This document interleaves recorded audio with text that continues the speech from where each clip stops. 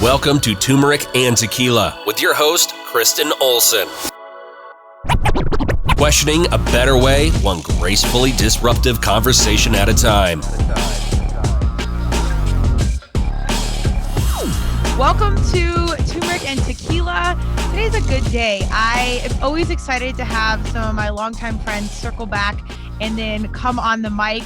I met this varsity human, Steve Kolander, about a couple years ago on another project, and it was very serendipitous that we crossed paths again. So I'm excited to have him. He's got an incredible wealth of experience on a multitude of different facets and backgrounds and things. So we're going to unpack a lot of it. But here's his quick 411 and quick bio, and then I'll let him actually tell the true story. Steve Kolander, a creative, a storyteller, an American country music artist, debuting in 1994 on his self-titled album on River North Records. Himself, his work, and his agendas are all mission driven. He has tons of major accomplishments in the music industry as creative work, including, clients like Reebok and some other major name droppers. Today, we are going to talk about family, health, the music business, of course, and how it is to be creative in 2020. So without further ado, Steve, welcome to Turmeric and Tequila. Thank you very much, Kristen. Good to see you again. It's been a while. Yes, has it been a couple years? Has it been longer than that? Yeah, I can't believe it. I mean, really, it seems like it was last year that we were hanging out, but that's impossible. It had to have been at least 2 years ago. It's been a minute. And so we worked on a project that was like video, photography, creativity, storytelling. I didn't really fully know about Steve's music background until we kind of dug in and then reconnected 2 years later to talk about this podcast. And I didn't understand the depth of his music journey and some of the incredible artists and talents that you worked alongside. But before we get to that, tell us a little bit about like how a young Steve, like how did we get into creativity? How did music start? And then how did the whole videography and everything else kind of come to play?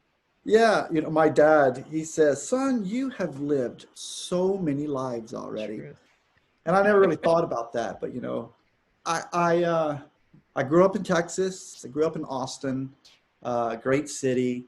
And, it's a very creative town. It's a college town. There was so many students there. So it was this really liberal place. People were doing their own thing everywhere. And I kind of grew up in a conservative family. So I was looking outside going, what are all these people doing? And people were like just making up their own stuff. And I thought, that'd be kind of cool to do that. But I wasn't born that way. So I think that was sort of the first thing, is I always thought that you had to be born into what you do. And I didn't know what I was born to do. So I was really frustrated for a long time when I saw all these other people that already knew what they were supposed to do. So it really wasn't until I got in college, I guess, that I started to meet other people that were doing creative things. Like one of my friends, I was 18, he was 14, and he was playing in clubs, playing music. And I had been writing music, but I always thought it wasn't very good because I wasn't born to do it. And so I started hanging out with this guy, and we started writing songs together. And I thought, well, his songs aren't any better than my songs, but he's out here doing it. And I'm sitting at home, playing football with my friends or watching TV or something. And it just took a little while. I was a slow starter to figure out. Finally, I figured out, wait a minute. You just figure out who you want to be. That's who you were born to be. Nobody's born doing it. I keep telling my son, he says, Dad, I'm not good at skating. I don't want to do it. I said, dude, everybody's bad at something before they're good at it. You can't be good until you're bad. So you're bad. Great. Now let's get to getting good. Yeah. And that's how we do it now. But nobody told me that. And I don't guess I ever told anybody that, I was struggling to figure out who I was. So I started doing music for a while. Then I went to college. I got an advertising degree because my mom was like, you got to have something to fall back on in case the music doesn't work. We all hear that crap. And after a I got through with college, I did try to get into advertising, and I did, and I was successful at it. And then I accidentally got into the music business at that point. But I'm going to stop so you can go back, ask any questions before I get to No, the craziest part. we go and flow here. I'm just curious on where, because I really started Turmeric and Tequila, this podcast, to send a message, like an SOS to our young humans of here's what's really going on. Here's how other people, my varsity humans, have done things differently, so you don't have to have something to fall back on or buy into all the smoke and mirrors. And not all of that's bad, but it's, they're great people doing great things that totally went off the script and challenged status quo. So that's why you're here. But I'm curious, where did you get this initial idea and or reality of you were born to do it? Like, was that parents, verbally telling you, or is this something you created? Where did that come from? I think it's just something I believe it's something that's innate in all of us. I just know that that's how I felt growing up. I don't know where that came from, but I know that my son is the same way. Like I said, he's 9 years old. And he's like, Dad, I don't know what I'm supposed to do. As if you're supposed to do something, right? So I felt like I was supposed to do something. He feels like he's supposed to do something. I talk to other people. I do a lot of interviewing myself. Sure. And people are always like, I don't know what I'm supposed to do, or I don't know what I was born to do. So I don't know where that comes from, but I think it's just an innate thing. I'll tell you, I heard this story, which I think is really good. There's this man who teaches storytelling, and he says, in the beginning, there was man. And man looked, one day he was walking to a pond, caveman. He looks in the water and he says, I am. And in that next instant, he said, one day I will not be. And in that moment, she figured out story. In that moment, when you say I am, story has to start, because the next thing is, well, who am I? I am. I see myself. That's the first words of the Bible, right? And the first word was I am. And or in the beginning there was word. I think that's how it's said. So word, once you have word, then you have story.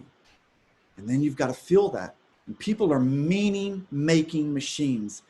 Even if you see that little, what's that called? That little Horseshack test? Is that what it's called? Horseshack? Where you, the ink blot stuff? Oh, Jackson Pollock? Oh no, the ink blot, not Jackson Pollock, literally the complete opposite of that. This is my creative brain. I'm like associations. Anyway, there's these tests that you take, and you see this ink blot, and you try to, and you go, oh, that's a horse drinking from a. Oh yeah, no, that's a Jackson Pollock. I'd be saying it wrong, but that's what it is. They have like psychopaths essentially. This could be completely not PC, but look at it, and that's how you determine someone's mental stability or something loosely along those lines. Is that close? Oh, okay. Well, I didn't even know that. Oh, see, we might be making things up. Maybe I need to go pour some tequila and we'll come back. Yeah. Let's get back to Steve and do the tequila part. Yeah, seriously. But no, the point being that as soon as we see something, we have to make meaning out of it. Yes. And so we are trying to figure out what our own meaning. And I've done that for years, my whole life, and I'm old now. And I'm still asking myself. I'm not asking myself who I am, but I am trying to figure out what the meaning of it all is. Sure. So from being a writer, being a music guy, being an ad guy, then now I'm a film director / music guy. I'm like, why am I moving around doing all this? What, can't I just plant a flag and say this is it? Mm-hmm. And I'm like, well, what is the flag? And that's when I realized that the flag is I have to make things. I'm a maker. Yeah. So if you just gave me a ball of string and a pen, and I couldn't do anything else in the room, I'm going to find something to do with that ball of string and that pen. I just have to make things. And if there was somebody in the room to talk to, I might talk to them a little bit, but I'd be needing to make something. Yeah. And so you that's what I make do. a story behind it. Yeah. Jet. Well, And tell a story. the background of turmeric and tequila is, I go back to like our OG philosophy of reality is nothing more than applied meaning. Whether you go through Plato or Aristotle or Nietzsche, like any of them, you kind of, they all have very different philosophies, but not really. It's kind of like to live is to suffer, and everything's made up. So there's Cliff Notes, kids. That is pretty much it. Yeah. Yeah, but Sure. it's powerful stuff because you're like, oh, hundreds of whatever years later, I think maybe even thousands.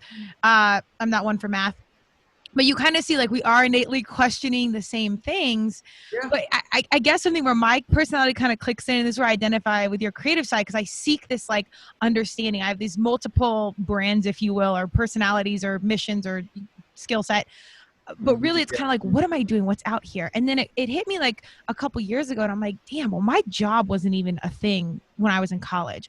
Podcasting wasn't even a thing. So like Right. young humans and adult people, everyone alike, relax. What you're meant to do may not even be a thing yet. Like you got to just show up and take faith. And I say God, universe, Madonna, whatever you believe, that Yeah. you be a good person, you equip yourself with the skill set and the right humans around you, and the right thing will unfold. But that's not anything, a college kid wants to hear. It's like, no, how much am I going to make? What am I doing? Who am I married to? What? Tell me all the things. Yeah. Well, that's the stuff that we're told every day is supposed to Yes. matter. Right. And, the celebrity whole thing is just a real, it doesn't help matters. No. You open up a magazine and it's like, oh, there's Meghan and Harry and look what they're doing today. And it's like, Totally I normal. really don't care. Yeah. If they're doing something important, let me know what that important thing is. And Meghan and Harry are part of it. But don't tell me they're walking along the beach today with I know. little Harry. I don't care. But it sells magazines, and then in turn sells ad dollars. Yeah. But no, We I don't care completely. about it because we're told it's supposed to matter.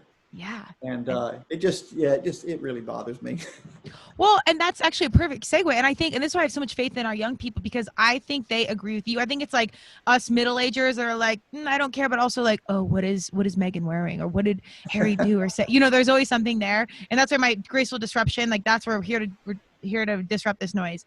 But I think our young humans are like, I don't care, and I'm not trying to have X amount of dollar a year job that I'm a slave to the game and I have golden handcuffs. Like I think they get it before we did, and they understand. I think the mediums like podcasting and journalism with responsibility. We actually, Turmeric and Tequila I just saw today was in Oxygen magazine. I did an interview with All that. the editor in Congratulations. chief. So that's huge. And Laura, the editor in chief, does a very phenomenal, intentional job about disrupting the noise and being intentional with her magazine. But then it costs her in ad dollars. But the segue to you was, I think, podcasting, music, creativity, the stuff you're putting out there can shift the reality where we're at. Like it's an incredible platform for graceful disruption.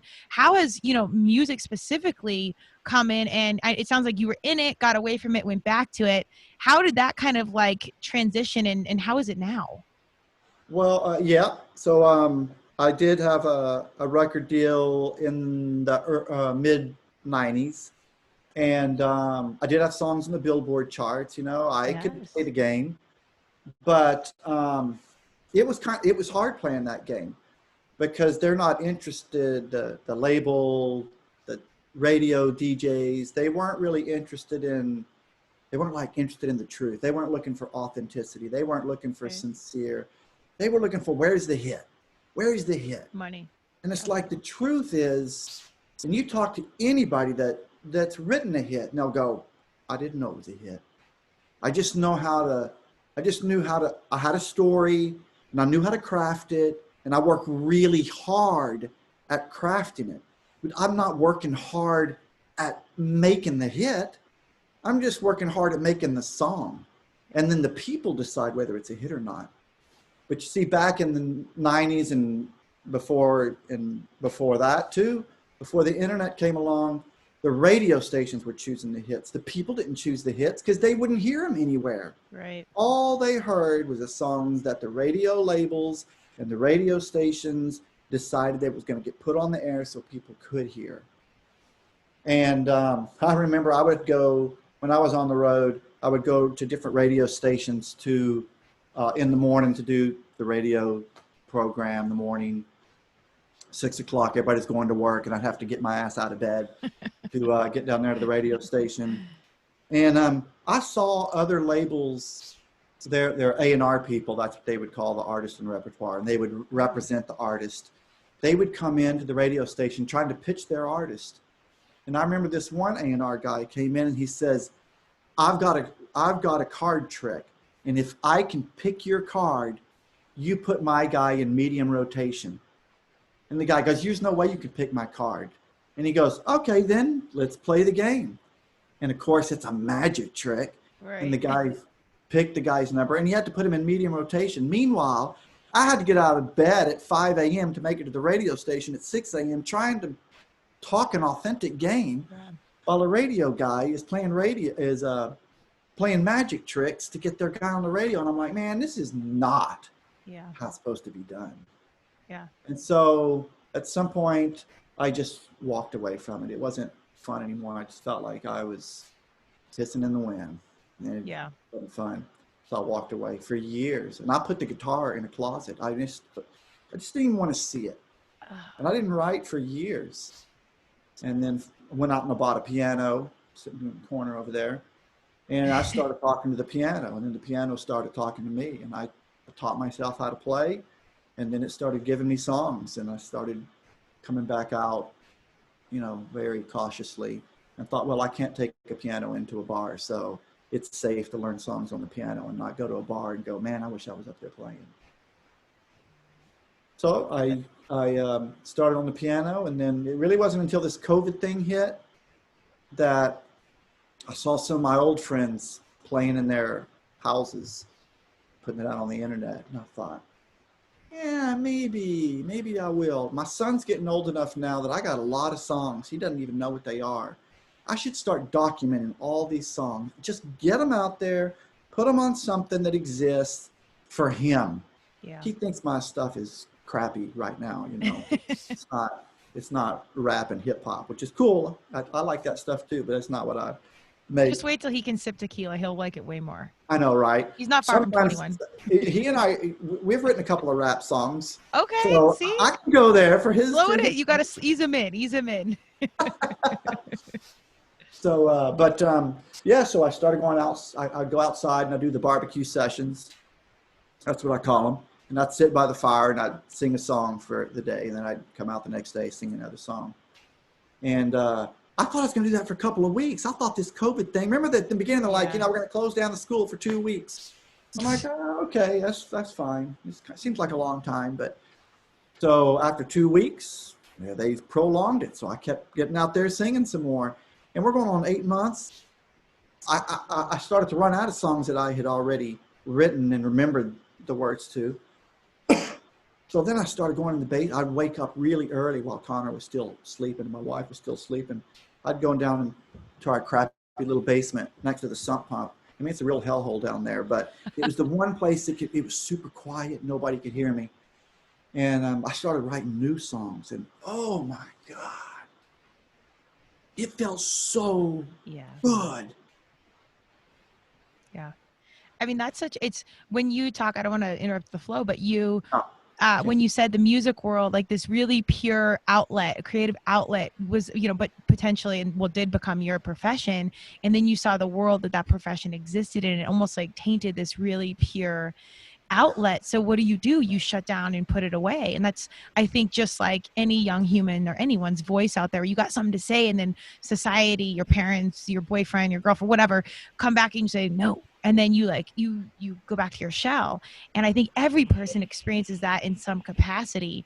The scary thing is when it's not that you can't monetize it, because I always think if it's meant to be, it will come around. And again, remember, it might not be invented yet, whatever that thing is.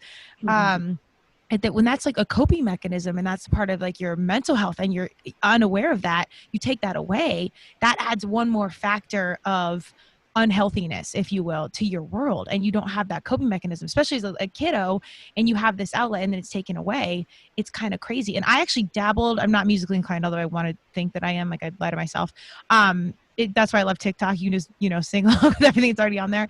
But I got into the world. I knew A&R. I went down to Arista Records because I was a Whitney fan. I followed Clive Davis, and we got into like the business too. yeah, well, a little bit. I did internship at House of Blues out here, and then Outlook Music, which was one of our Bronco Players labels. And I dabbled in, but the more I got in, it was just like you said, it was about the paycheck. They didn't care about the human. And I didn't really fully understand why I was so repelled, but I loved music and I loved the process and I loved creative humans. It just, that wasn't specifically my past. I was out, but now it's kind of circled back into this. But like you, I was like, not musically inclined, but like my heart space was there, but then, oh, the door shut because it was gross. But I want to get back to you in how the journey kind of took you away, but then music, spirit, again, what pulled it to you came back, and then it found its way again without you knowing what it was supposed to be. Yeah, well, I right before this COVID thing, I told you, you and I talked a month or so ago, and I pointed out to you that I had a throat issue. I don't use the C word because I don't like it. Exactly. But I had a swollen gland here. My tonsil was really big. And they're like, you're going to have some radiation for this. So I had like 35 radiation treatments, and it just burned my whole throat. Like even my skin's discolored now because of it. This was a year and a half ago. And, I remember talking to the doc, and I'm like, am I going to be able to sing again? Not that it really matters, because what I really just need to do is be around for my son. But I'm just sort of curious. And he says, I think you're going to be fine when this is done. So when it was all over and my throat started to heal, I thought, I wonder if I could still sing. And I tried it, and I could. Yeah. And then I thought, you know what? Kind of weird that was... I'm a storyteller, and the spoken word or the written word in song, that was my thing. And I put that in a closet. Mm-hmm. Shame on me. So I thought, you know what, if I can get through all this, and I kind of owe it to myself and the Creator to, not hide that. Do you think that that's kind of ironic. Like if we talk about our initial statements in the podcast, you even said, I'm looking for what I am, what I'm born to do. And then here you are with something taken away saying like, I'm a creative. Now I know, but you consciously put it away. So, and this is again, what we all do this as humans. We're like, oh no, I know. I'm not going to do that. Well, who am I? What am I doing? Well, you just had that name tag on and you took it off. It's, oh well, shit, where is that? Oh, now it doesn't stick anymore. so we kind of do this breakthrough, and sometimes it takes something so strong to where it like knocks you on your ass and you're like, okay, now I'm paying attention. After your diagnosis and your healing, and how much did that creativity and getting back to writing really, outside of treatments and radiation, but genuinely promote healing, to be creative again and have this insight of like, it's for my son and it's also for me and potentially the rest of the world? I don't know. I think it keeps me sane. I feel like I'm back on the path of what I was always meant to do, but sort of got turned off and turned away from it. And, that happens throughout history, right? Even through the Bible, where you turn away. I don't want to do this. Mm-hmm. So even in the New Testament, and Jesus would go into the desert and he would say, I don't want to do this. Find somebody else. I don't want to do this. Yeah. But I think when you figure out what it is that you're supposed to do, or if it's not something you're supposed to do, it's something that you do choose to do, and then that is awakened within you, I think to let that go is, I don't want to say it's criminal, but I don't think you're supposed to let that go. I think it's tragic. I think maybe that's what I learned through all this, is I just shouldn't have let it go.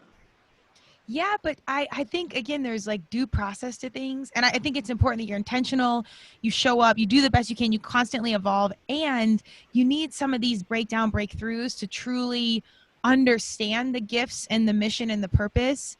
And then some of that journey can obviously, it impacts everything moving forward that needed to happen. you know.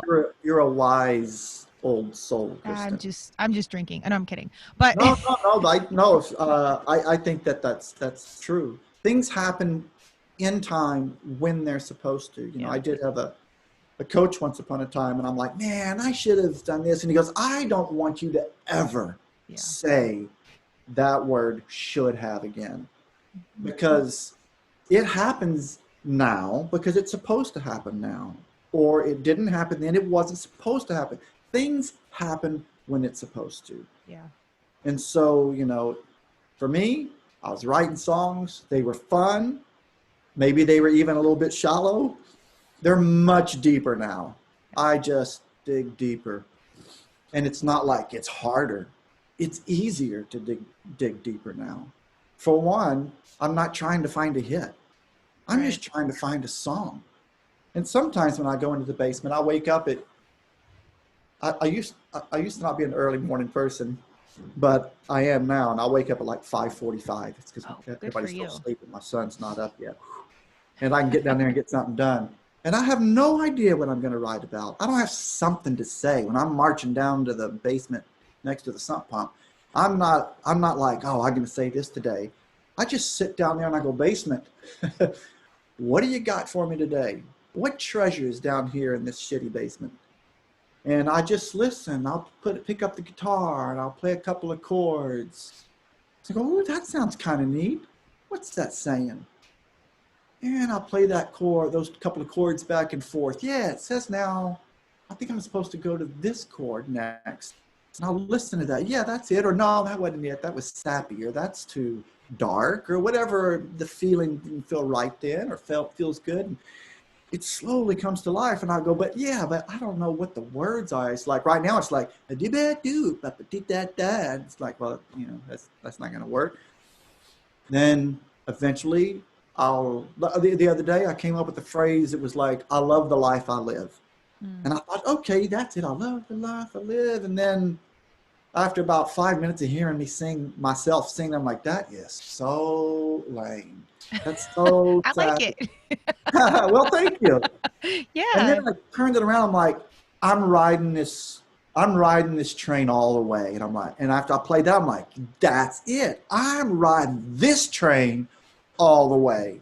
It felt more, you know, non-stoppable. Yeah. It felt more like, I don't know what this train is, but I like it and I ain't getting off. I like it. And it felt better than I love the life I live. That's nice, but You wanted something more aggressive.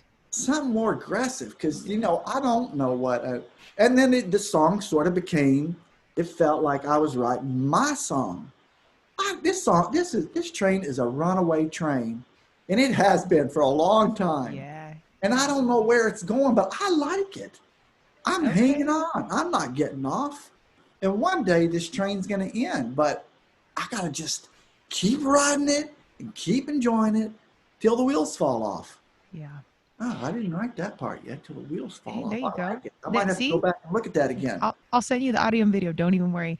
But what you're saying here now is not only the message, but how did you learn to listen? Like not just to other people, and this is something I'm still working, but to genuinely listen to yourself, to pause and say, oh, this, and listen by, I mean, not even audible, but like internally, like my gut says yes, my gut says no. Like how did that process happen? Because that sounds simple, but it's a very complex skill set.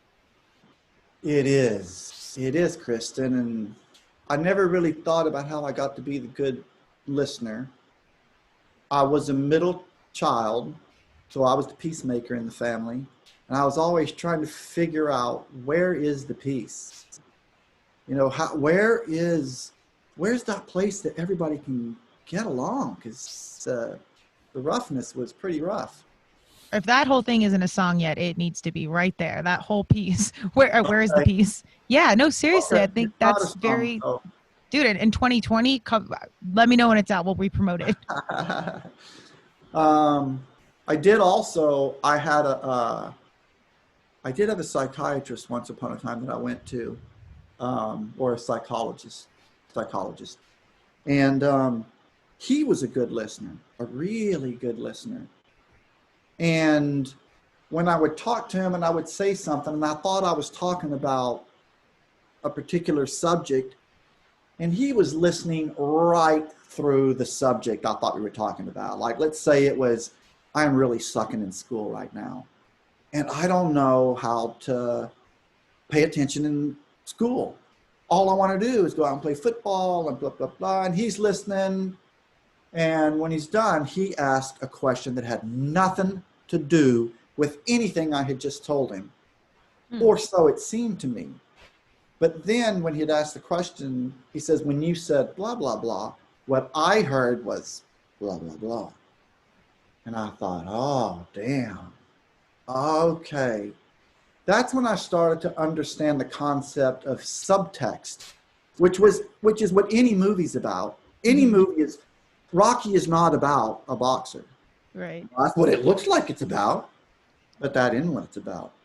It's about someone who thinks they're worth nothing and digs deep to become someone, right? Just to become someone. You gotta just be good at something. And we all know what it's like to just want to be good at something. So this guy was also actually a playwright, the psychologist that I was talking to. So that's when I started to understand what subtext was. And that's when I realized that's not just the movies and the books and the TV shows. That's our life.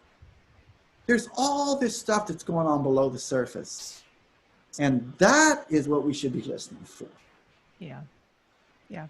I love that I don't want to cut you off, but I love that I've seen you in action in working, because I've seen you ask those questions. I'm like, why the hell is he asking that? And I'm like, oh, I mean, I actually kind of had an idea, but I'm like, yes. And, when Steve, he's a master interviewer, so don't critique my skill here. But I've literally seen you pull out the message and you do it on the fly. Like, I mean, a lot of it we didn't have scripted or what have you, but it's your innate gift to not only connect, but then pull out like the gold, like, and put it together and then help display the story. So I understand and hear what you're saying, and I've seen it in action. So Thank you. a little I did have a affirmation. coach. I've had a lot of coaches, I guess, in life through different businesses and whatnot. But I did have this one coach who would come to our company and when I worked at an ad agency, and she would coach people at the company.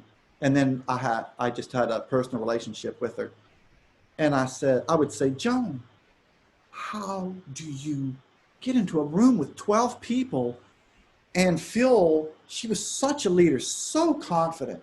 How do you and you can talk to anybody about anything, but you don't know what's going to hit you, but you always have an answer.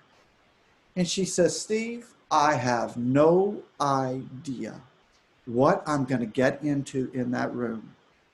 But I do have a certain amount of confidence in myself that the answer will come. If I listen, the answer will come. And I thought, damn, okay, I'm going to make that part of me.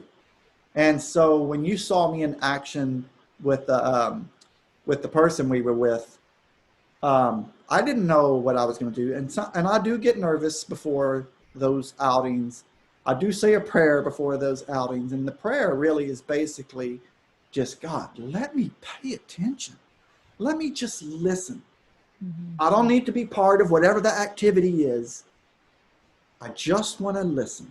I just want to be able to hear and help that person. So here's the other thing, Kristen. I try not to make it about me. Sure. I am there to serve. And if I can remember, I'm not there for me, I'm there to help that person, then I can kind of leave myself out.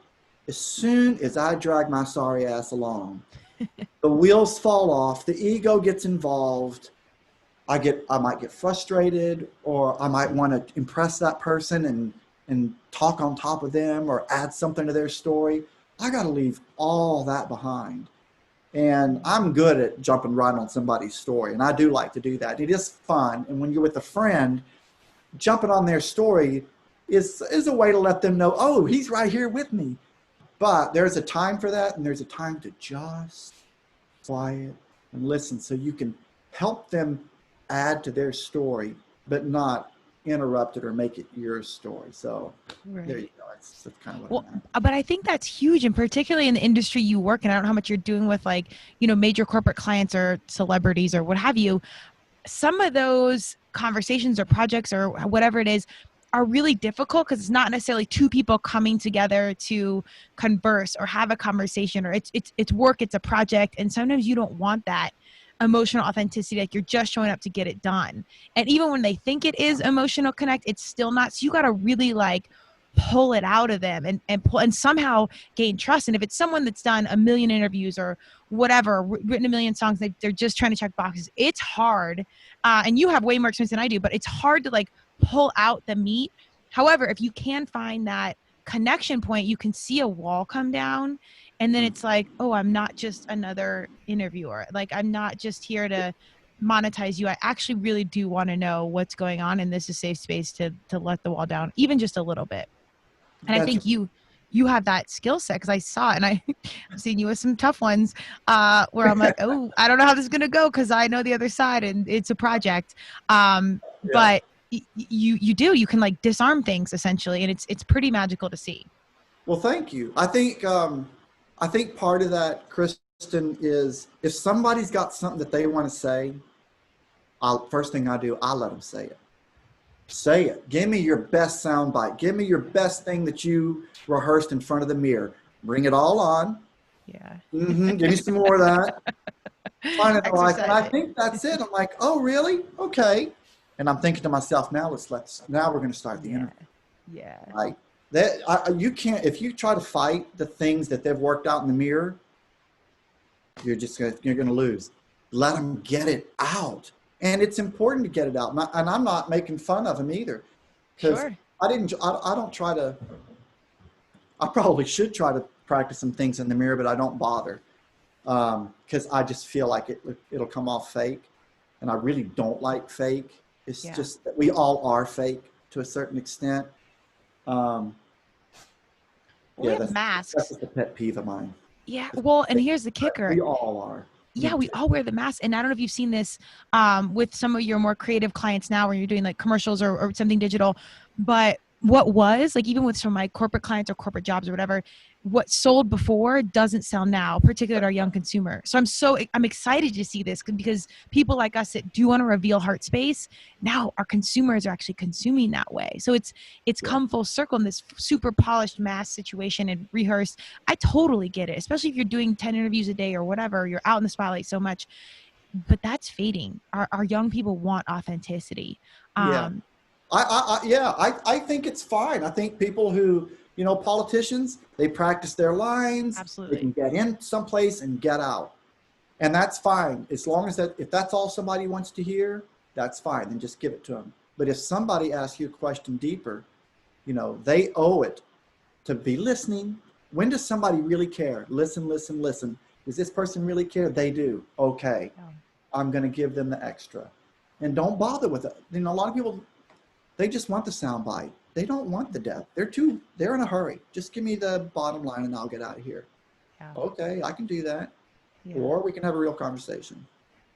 Well, so are you super inspired right now? Because again, all things are on time. Like you got out, you got back in, but now authenticity, heart space. Like let's talk about social issues. You've got a mic, you got a guitar, you're musically inclined. Like you're right on time. Like, I mean, are you excited about? I know we've got a lot of things to pray for, health and COVID and everything, economy. But are you also excited about opportunity that lies in front of you? Well, what's funny about that? I still am just a creator, right? So I do want to know that there's a place for it to go. I do want to know there's not a gatekeeper like a record label to go, that's good enough to get out. That's not good enough to get out. At the same time, I might, here goes the word should, and my coach would go, don't say that. But maybe I ought to look into how I can use social media to get the word out there. But I kind of wish that was just somebody else so that I could just create and I don't have to worry about how to get it out there. I say that, Kristen, but as I do try to study this a little bit, it is a reminder that if this is some sort of substitute for being in a club, which it is right these days, with COVID, musicians can't get out like they used to. There's no concerts or whatnot. Then it is important to not just sing the songs, which is what I really have to do, but how could I connect with somebody like yourself? Like we're just sitting here. If I was to play a song, I would like to know if that hits you in the right place. Yeah. Right. So in that sense, yeah, I guess social media and a live concert might really be a cool way to go. But I'm still sort of like, oh, okay, let's see, how do I make that happen? So right now, I'm just loving writing songs, playing them. I put them out on Facebook or Instagram. I was going to say, you're embracing the social a little bit, and it's not just a creative. You are a creative, and that's a huge title to wear. And any fellow creative will acknowledge that. It's true. Also, if nobody would hear these, I wouldn't do them. It's knowing that I can put it on Facebook, that there's a place that I can put it on Instagram. There is a place that it can live for others to hear. That is super important to me. Yes. I just haven't like run into it full kilt like some YouTube celebrities will do, it's like, I just got to talk to my followers today. It's 2:30 and that's when they're online. I'm like, wow, that's its own sort of record label, gotta do it this way thing. And I'm not there. I'm not ready to do that yet. But I think I'm still understanding it. As you pointed out, there's still probably things that are yet to be invented or embraced that I might go, yeah, that's me. I feel that. I'm still looking around to see what it is I feel, I guess. Yeah. Well, you'll know like everything else when it hits you. And, I've had to consciously, and I'm here for social media because I do love the accessibility, and I've seen firsthand the impact it can have, particularly to our young people and that immediate connection. So I had to shift the conversation around social media for me because it does have negative connotations, but understanding it differently and shifting it for me was big. And like you, I don't like this, like, someone's controlling it, monetizing, I have to do this at this time, what have you. I just started being less strategic about it, even though as a business human in my consulting firm, we have to be strategic about some things. Letting go of it for me, because that fit more for me, for my personality, being like, got something to say, let's hop on right now. If 12 people see it, cool. If not, whatever. If my hair is done, no, maybe it isn't, maybe we're in the car, whatevs. But that allowed me to shift my attitude around it. And so then I felt more comfortable with the platform and what it was. And I'm still, even as this, I'm a professional, I can want to say for everybody else. Then when it comes to my stuff, I'm like, ugh, it's a little cringy. Like, do I want to be influencer? And I'm warming up to, and I have to change my own conversation because I'm confident in what I'm saying, what I have to say. I believe in turmeric and tequila in these conversations. Like, I really think this is my angle and purpose and point of service to everyone else.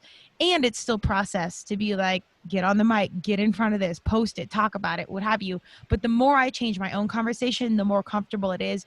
And I think the better it's presented to anyone watching it. It's not so like, look at my TikTok video and I'm so funny and cool or whatever. But we're also not of that generation, so it's still weird to us. But the more I change the convo, the more comfortable it becomes. I know. I love what you're doing. I really admire you, and I'm inspired by what you're doing. And seriously, I mean that, because, I've watched others do the social media thing, and, where you're out in public and I'm going to grab my phone and do, a little thing with my followers. I'm like, hey, I'm in Walmart right now. Look at the crowds. And, I had to get some new guitar strings, and it's like, I don't know, man. Is that? Yeah. And maybe that's cool. Maybe it is. I come from an era, I guess, that you have a brand. I don't know. I'm winging this, but as I think about this, as we sit here and talk about it, I had some cool musician friends that was my band. I had a band leader who, he carried himself a certain way. And, if I wanted to do a cover song of the Beatles, he'd say, yeah, it's a great idea, man. What are we going to do? And I'm go, how about Love Me Do? And he'll go, I don't think so. I'm like, well, what do you mean, man? I just said like a Beatles song. He goes, find one nobody's heard of before. Like, I don't know what you're talking about. And he goes, you know, like this boy, or I'm like, well, I just kind of wanted to do something everybody heard. Yeah. And he was so cool that I was like, oh, I guess I got to be cool. And I think I took on that personality that he has. I don't really know where he stands, and that was a long time ago. But I'm just like really careful about how I present myself, and I don't think you can do that in this day and age with social media and whatnot. You just gotta like jump into it. But I'm like, I want to jump into it, but I don't want to look like a fool 30 minutes from now when I look back and I go, I wish I could have done that over again. I love do-overs. Well, I know you are an editing and I mean, you usually have control over this. However, I would take extreme confidence in your natural gifts, your experience level, and the skill set at hand right now, because you've run these laps. And even if it's a little bit messy, people will probably like it more because it's real. And again, that works against what we do as professionals. So we have like, the turmeric and tequila side of our creative brain where it's like needs to be professional. Nope, needs to be authentic. And it needs to be not too polished. So I see that balance why it's hard, but this has really helped me knowing, okay, maybe I'm not comfortable fully being like influencer status, most extra, what have you. And most people would think, are you sure you're not? And I'm actually really not. However, then I see people that are doing it. And I'm like, okay, we definitely know more. We've been around more blocks. We have more experience. We've studied more books, what have you, been to more athletic comps, whatever the thing might be. If I'm not, displaying my message, and I've had people invest in me and education dollars and this, I'm doing a disservice to the community. So for you to not share your voice, I'd really welcome you to embrace this. It's a disservice to any young human, your son included, old humans alike, to not be able to hear your message and say, oh my God, this Steve dude is amazing. I'm so glad I heard this social change song today. That really changed, my outlook. And, maybe country isn't so racist, or, I mean, these are like big pivot points. It could just be one message you're putting out there, and you have the ethos and experience to say it, and there's a lot of people that don't have that credibility, and they're saying a lot. So please jump in this noise. No, that's true. Others have said the same thing, Kristen. They're like, dude, you might think that what you're doing isn't all that big a deal. That's called a gift. That's why you don't think it's a big deal, is because it comes naturally to you. So just get over that, because the rest of us wish we could sing, and the rest of us wish we could write. So cut that shit out and just start singing and writing. And I've really had to think about that, because that's true. And I think that you're right. I do think I just got to put it out there and enjoy it. And well, and I mean, alongside that, the humility is beautiful. Like, I hope somebody can hear this conversation and be like, damn, this guy's good. And like, what a humble side, like what a person that's been around the block. And because you've been around greatness in the music industry, around the media industry. I mean, you've been amongst genuine rock stars, no pun intended. So and you've hung with them, like you've been part of, you've written with them, and you're on, billboards and writing credentials, like you've been in it. So still to have that humility with experience, I think in itself is really a beautiful thing. So I'm glad that there's platforms like this that can expose that side of you as well, because that's an important piece of the message alongside being out there and embracing the voice. Yeah, I have to remind myself those things too, Kristen. I've written with Hank Cochran, who wrote I Fall to Pieces for Patsy Cline. I've written with John Bettis, who wrote Human Nature for Michael Jackson, and Crazy for You for Madonna. I'm writing with these people, and then I go home and I'm like, I wonder if I'm a real writer. And people are like, are you high? I mean, are you just effing with us or what? But there's a lot of insecure people that are doing well. And part of why they do well is because they don't take it for granted. They're like, that might have been an accident. I got to work really hard to do it again. Mm-hmm. And so you do it again. You work really hard. Michelangelo thought his work sucked. You know that? 98% of what he did sucked. And he would throw these temper tantrums. He'd catch the paintings on fire. He'd throw them out the windows. He'd scream. And look at the beautiful 2% that he gave the world. but he hated what he did. And he thought he was a fake. He didn't think he was a real artist. That's the truth. And that's another one of those things I have to tell myself. And I certainly wouldn't compare myself to him. You could probably tell that by now. But you have to hear those stories so that you feel like you've got a fighting chance, you know? Mm-hmm. Well, that's glorified and that's the real, but that's like influencer marketing. I don't say this as a cheap brand conversation, but it's, you see the people around you or your idols or whatever, your parents or anyone you look up to, and you're like, oh, like we are always our worst enemy. I don't care who you are, where you're from. Like ourselves are our biggest critics. And it exemplifies when you get to that really varsity level of like professional status, like then it's even harder. But if you surround yourself with the right people and you lean into the right stories, you read the right books, you listen to the right music, and you can kind of see someone do it before you and emulate their behavior and take that inspiration in some capacity, it pushes you along. So you never know what song is, inspiring the next young Steve Kolander out there. Yeah, it's true. You know, you were talking earlier about being an influencer, and we have experiences and whatnot. And I always found it really funny. I would go to the South by Southwest Yeah, influencer land. The web conference, it's great stuff. And I would hear all these influencers and experts, and they'd get up there and just talk shit. Yeah. They had been in the business for 10 minutes and they figured they knew it all. And I think there's something to be said for that. Whenever I start something new and I read about 2 books, look at a few websites, I'm like, yeah, you know what? This might be what I do. I'll do a little web talk on this. I never do them, but I'm thinking, I get this. I get this. And then the longer you study it, like now for music, for years for me, marketing, years for me, directing, still pretty new at it, but quite a few years at this point. But you see, even if it's been 10 years for me, which I guess it has been, it doesn't seem like a long time because there's so much to learn. But the more you know, the more you realize you don't know shit. Truth. Right? Truth. And when you're new at something, all of a sudden you feel like you know it all because you just, bam, you got so much information. It feels like I must know it all. I mean, how much more could there be? I just read 2 books, 7 websites, 3 blogs, and a podcast. So definitely I'm in the know now. But you start doing that stuff for years and you start really knowing the ins and the outs.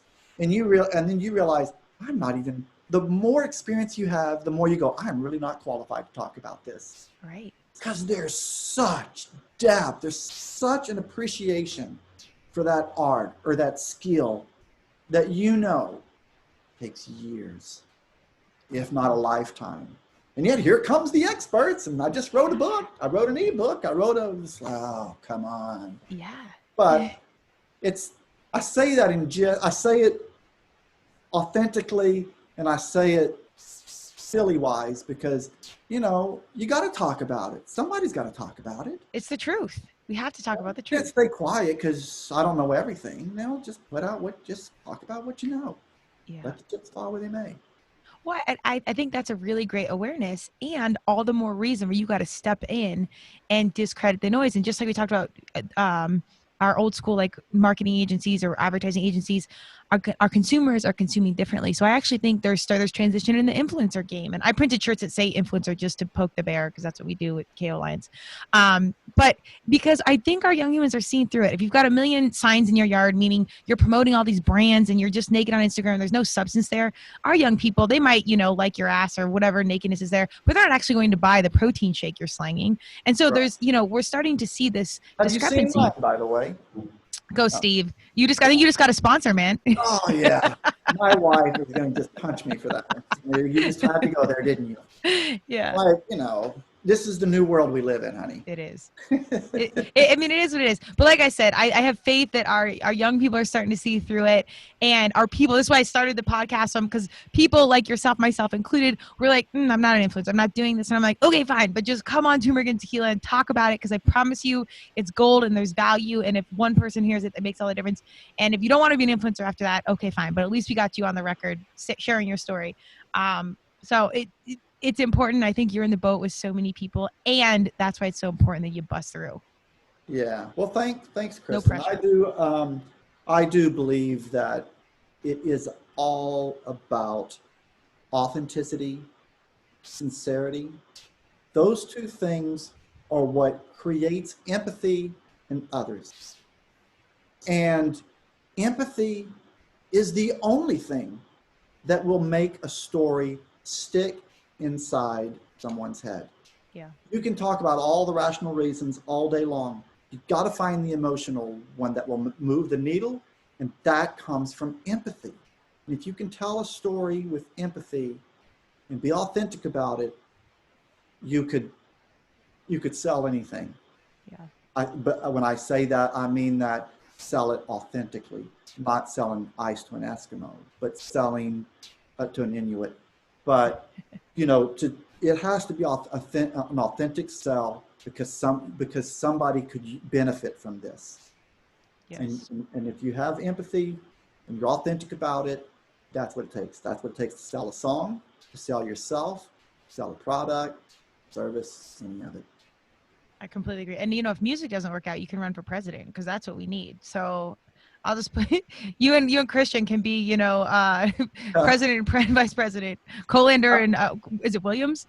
Or Yeah, no? yeah, yeah. Yeah. Okay. So there you I go. couldn't do it. I'm I too know emotional. it. I'm too emotional. I watch those guys at it, and I'm like, I couldn't do it. I could No way. not stand there and soak in all that input and Yeah. nastiness and not when I get emotional, my blood pressure goes up, and when my blood pressure goes up, I can't think.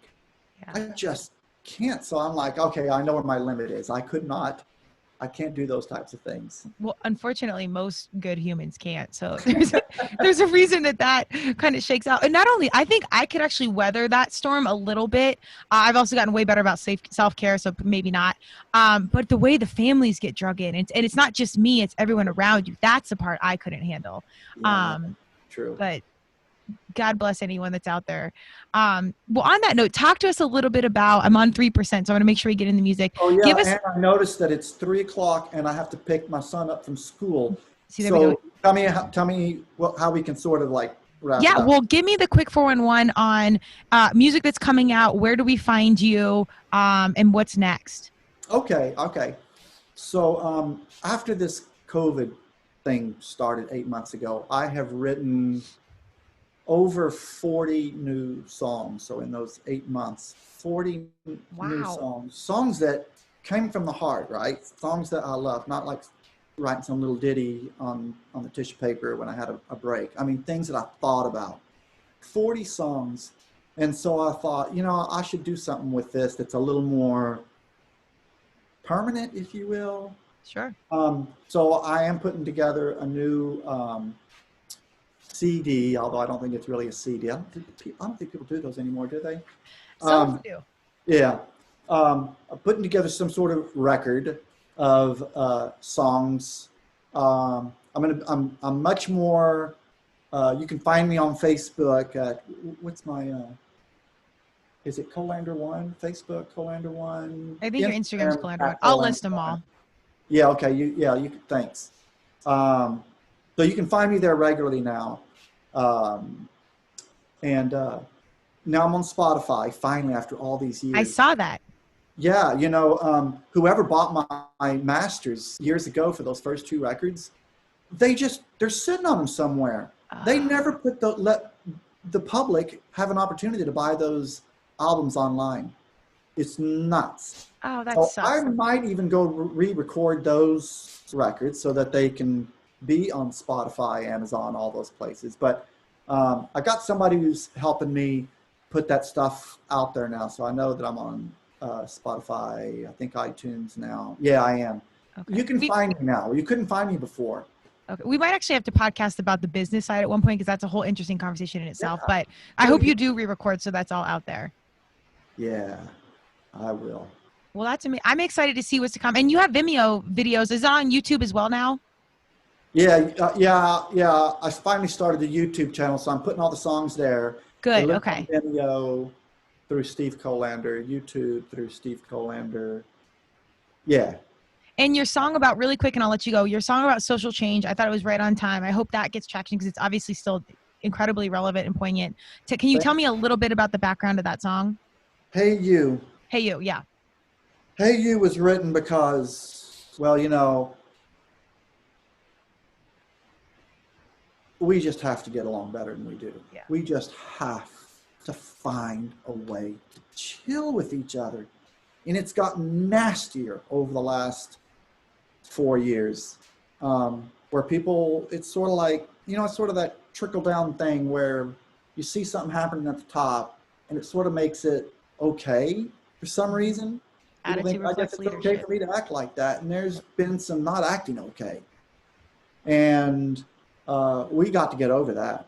We have got to get over that. So I wrote this song after the Floyd, George Floyd. Thank you. My dad's name is Floyd, so I get the names mixed up.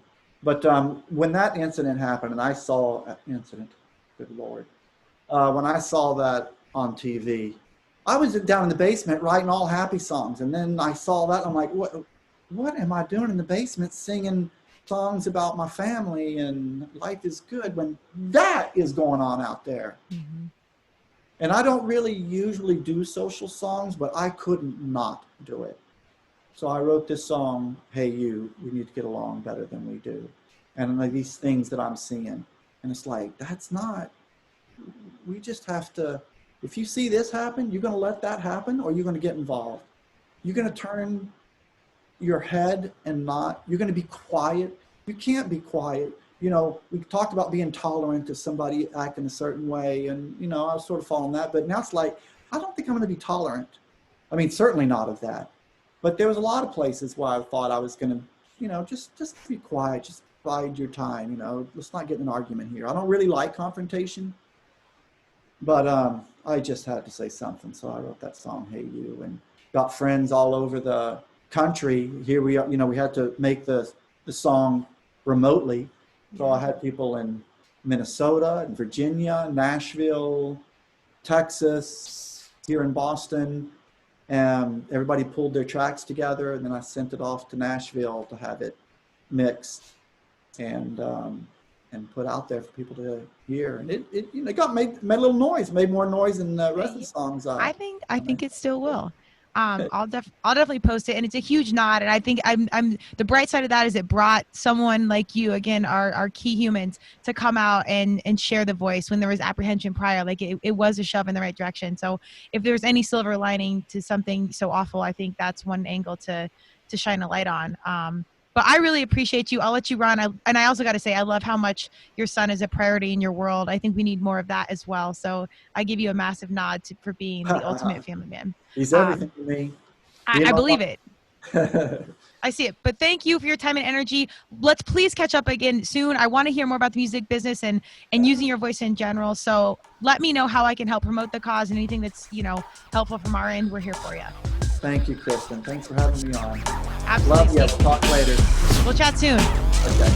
Take care. Thank you for joining Turmeric and Tequila with your host, Kristen Olson. Tune in next time, and don't forget to subscribe on Apple, Google Podcasts, Spotify, or wherever you listen.